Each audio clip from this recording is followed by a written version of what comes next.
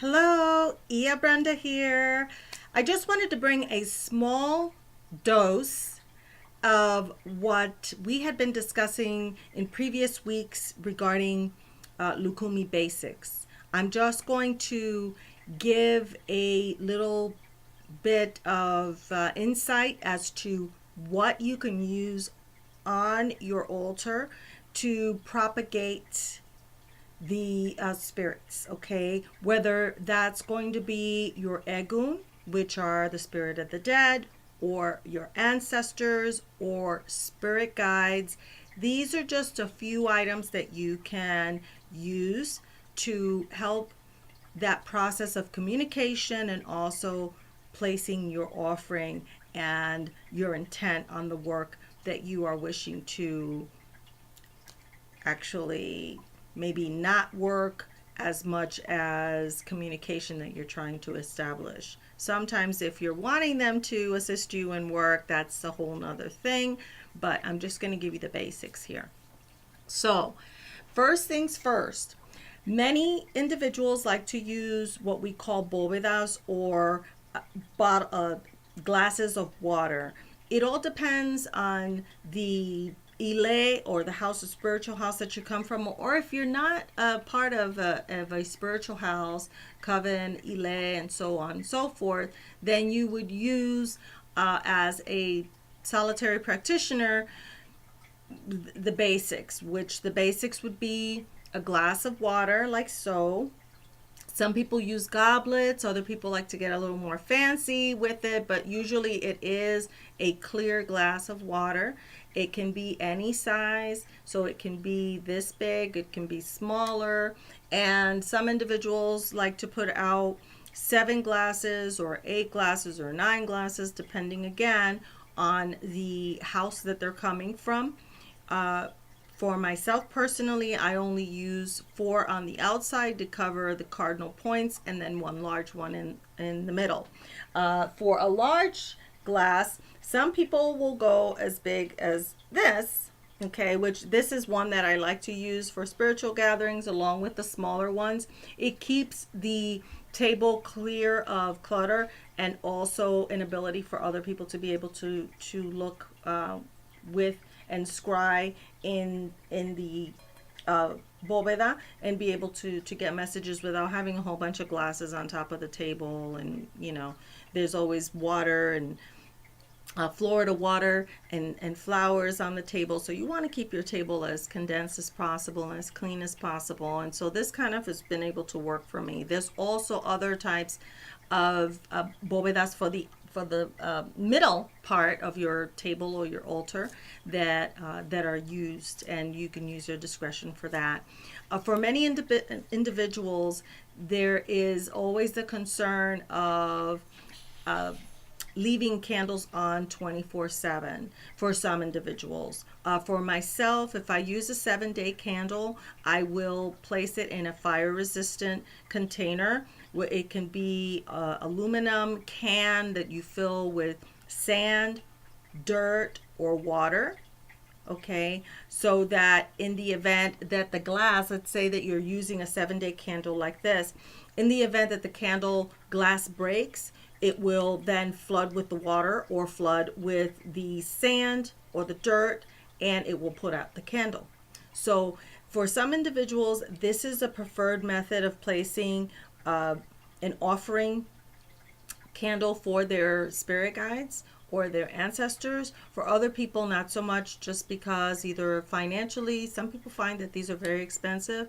I give the reference to individuals that you can find them at botanicas, you can find them in metaphysical shops, and if you're really hard pressed to find a 7-day candle, sometimes you can find them at the dollar store for $1. Sometimes you can go to Walmart or Target or any other store that may carry these candles. They're relatively inexpensive. If you are on a really, really tight budget, I would suggest that you get a bag of tea lights or even a box of these tea lights. You can find them at the dollar store for $1 for 10 of them. And you can also place it in a fire resistant little container and light your tea light. And they usually burn out between 2 and 3 hours depending on how fast the flame is going. Okay. The other methods that you could use for offering candles is if you're doing an offering, let's say to a spirit guide for a particular work that you may need or assistance that you may need. These are also desirable size of a candle, also very inexpensive, or one of these. Now this I kind of consider more of a working candle for certain purposes, but you're hard pressed for a candle, you can use something like this, a white one, or depending on the work that you're doing. Also, I like to use for offering of coffee, I like to use these little espresso cups. My people tend to like dark black coffee in these espresso cups, so this is what I offer.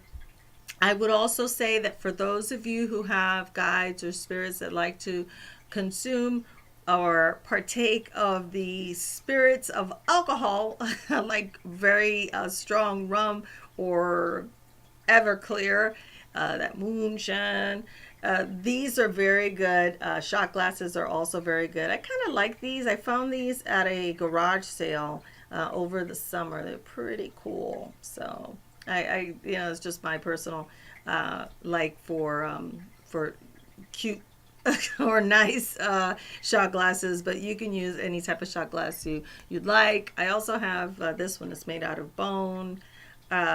This is also the type of, you can use, if you don't want to use glass, you can use bone or any other natural type material for your guides. And I also wanted to share today just a little, it's on topic but not quite, and it's really not a plug but I just thought I'd share with you guys. I have this book, Encyclopedia of Spirit Guides, and the author is Judica Isles. I really like this book. It is an encyclopedia that is chock full of information on a lot of the modern day spirits and let's say not so much saints as much as working spirits and spirit guides that have been documented over the course of the centuries, for depending on the culture. So it's got a lot of different cultural spirits that have been documented through different cultures and religions, religious beliefs. So this is a really good book for those of you who are looking to work with spirits or looking to find out more about spirit guides, or just kind of educate yourself more on the culture, different types of culture and their belief system. It is a very, I would say, deep book. So I wouldn't go playing with just random spirits and stuff like that. The author is very clear on which ones are human friendly and want to assist humanity, and which ones are not so much. I would definitely go with especially as a novice, I would go with the tried and true, but also educate yourself on what you're doing, especially when you're doing spiritual work, metaphysical work. It is not something that you should just randomly play with. Education is key. So with that being said, I hope that this little segment has given you some understanding of some of the things that you can use and you can utilize for your spirit guides and your offerings. Also, some people like to offer tobacco or cigars. I would say, use your discretion, and once you've established a relationship with your spirit guides, you will be able to listen to what their needs and wants are and get a gauge for, if they're on board with tobacco or not. Okay? So, I wish everyone a wonderful day. And if you have any questions, comments, or suggestions, please feel free to hit us up on Facebook, or you can comment on this video. I look forward to seeing you all very soon. I wish you all love, luck, happiness, and health. And we will be back next week talking about our ancestors and how we can communicate with them and what their purpose really is in our life. Peace, everyone. I love you all. Bye.